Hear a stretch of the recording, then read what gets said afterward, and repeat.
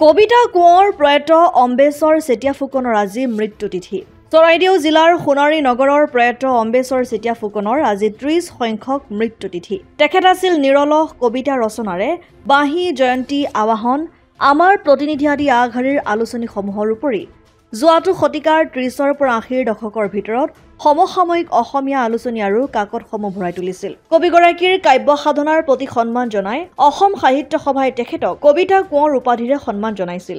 চাহ বাগিচাৰ চাকৰি কৰি কৰ্মব্যস্ততাৰ মাজতো ধাৰাবাহিকভাৱে কবিতা ৰচনা কৰা কবিগৰাকীৰ প্ৰথম সুৰ হৈছে স্বদেশ প্ৰেম। নিজৰ কবিতাৰ মাজেৰেও কবিগৰাকীয়ে পিছৰ প্ৰজন্মলৈ স্বদেশ আৰু স্বজাতিৰ প্ৰতি দায়িত্বশীল হ'বলৈ আহ্বান জনাইছে। তেখেতে ৰচনা কৰা বহু গীত অসমৰ বহু কেইগৰাকী স্বনামধন্য অনাতাঁৰ শিল্পীয়ে আকাশবাণী ডিব্ৰুগড় আৰু গুৱাহাটী কেন্দ্ৰৰ পৰা পৰিৱেশন কৰিছে।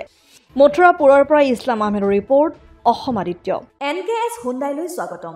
নৰ্থ ইষ্টৰ প্ৰথম GDSI 2.0 ফিচাৰ্ছ ডিলাৰ হৈছে NKS হুণ্ডাই। অত্যাধুনিক সা সুবিধাৰে তৈয়াৰী মষ্ট আপডেটেড হুণ্ডাই ডিলাৰ এতিয়া ডিব্ৰুগড়ত।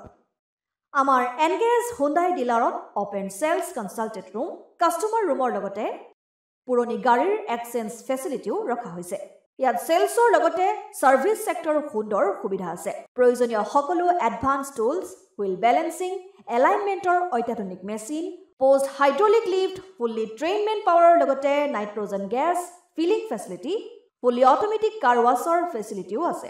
লগতে NKS হুণ্ডাই ডিলাৰে কাষ্টমাৰসকলৰ সুবিধাৰ্থে মোবাইল ছাৰ্ভিচ ভেনৰো ব্যৱস্থা ৰাখিছে, য'ত হাইড্ৰলিক লিফ্ট, ৱাছিং facility, wheel balancing, tyre pressure check কৰাৰ লগতে বহুখিনি সুবিধাই উপলব্ধ আছে।